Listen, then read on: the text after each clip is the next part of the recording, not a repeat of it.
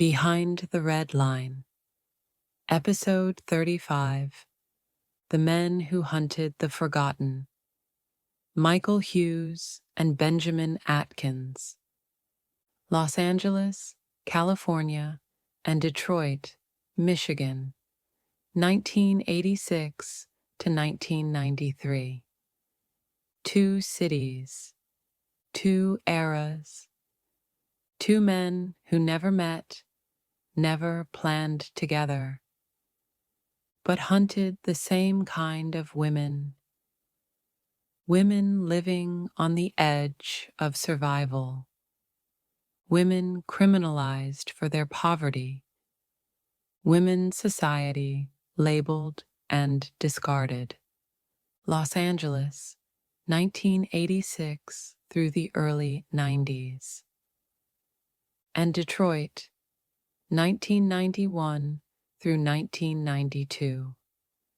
Two cities thousands of miles apart, both burning through epidemics of addiction, poverty, and political abandonment. And in each place, a predator hid inside the chaos. Michael Hughes, Benjamin Tony Atkins. Two killers who slipped through cracks large enough to swallow entire communities. Two killers who murdered women no one was counting missing. Two killers operating at the same time in different corners of America.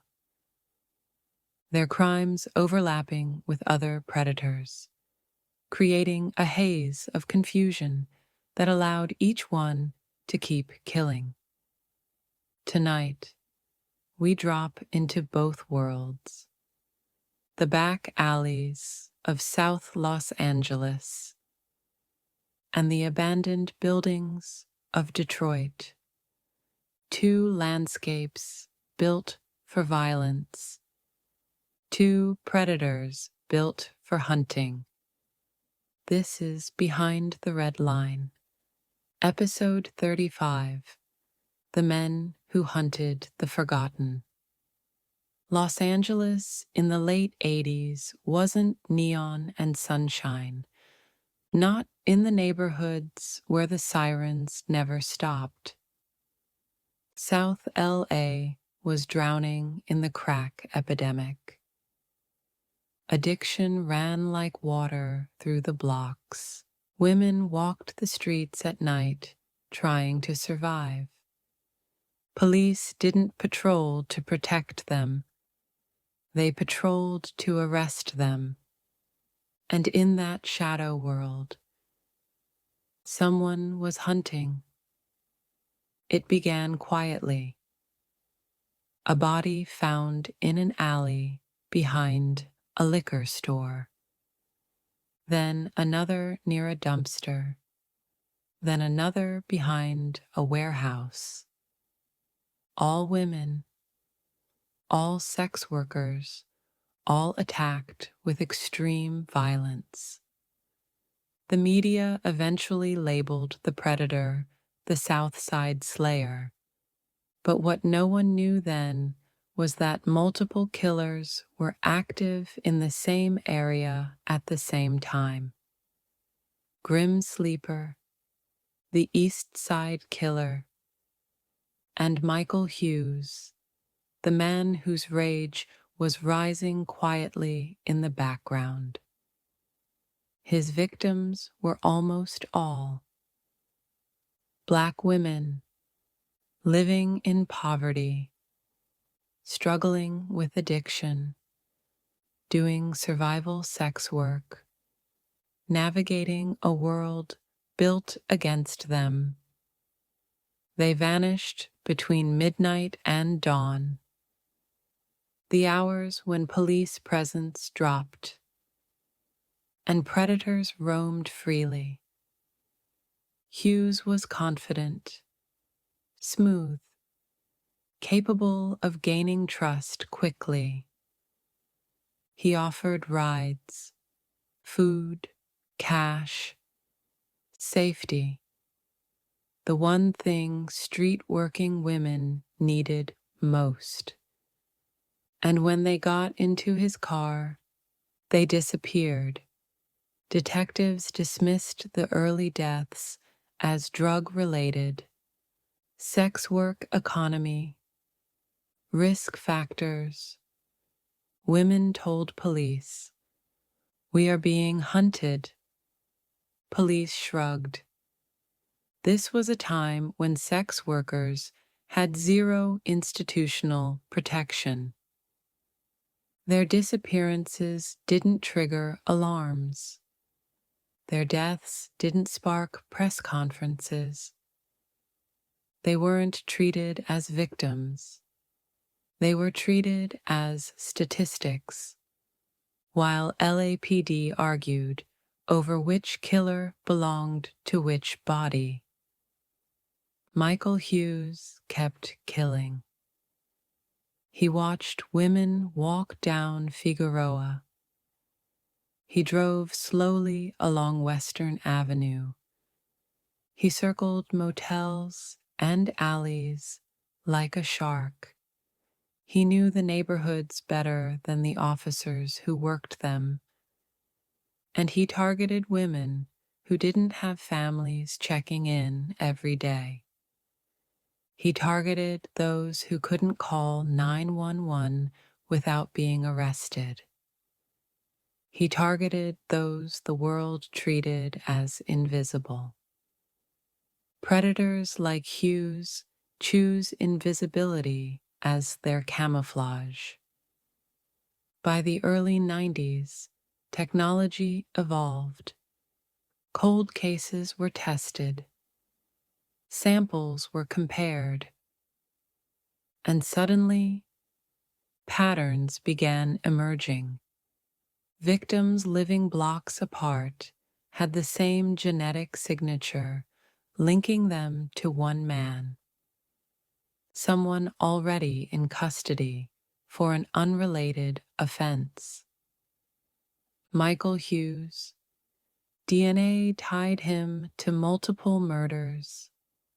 Witness statements linked him to locations where women vanished. Forensic traces placed him with victims in their final hours. He had been hiding in plain sight, moving through the same neighborhoods, standing on the same sidewalks, blending into the same night. When confronted with the evidence, Hughes claimed ignorance. He lied, then changed his lies, then lied again. But DNA does not lie, and the courts listened. Detroit in 1991 was a city collapsing under weight. Factories closing, mass unemployment, entire blocks abandoned. Crack cocaine turning neighborhoods into ghost towns. Police underfunded and overwhelmed. And in that empty labyrinth of boarded-up buildings, a young man haunted the streets. Benjamin Atkins, only 20-something, traumatized, abused, raised inside violence, shaped by it, twisted by it. He drifted between shelters and motels. He lived among the same people he later stalked. He understood their vulnerabilities because he shared them. Atkins gained trust easily. He offered warmth, charm, conversation, the illusion of safety inside a city that felt like it was eating itself alive. And then he killed them, one by one, 11 women, almost all sex workers or addicted women, all lured into abandoned structures. Detroit's empty skeletons, where no one would hear them scream. His killings were fast, brutal, and silent. Bodies turned up in old storefronts, vacant lots, abandoned factories, decaying houses, forgotten stairwells. Each discovery triggered fear. Rumors spread, "There's a killer targeting the girls. Don't walk alone. Don't go with anyone you don't know." But in street economies, you don't have the luxury of choice. And Atkins took full advantage. Detroit PD was drowning in violence. Homicides were skyrocketing. Patrols were understaffed. Budgets were collapsing.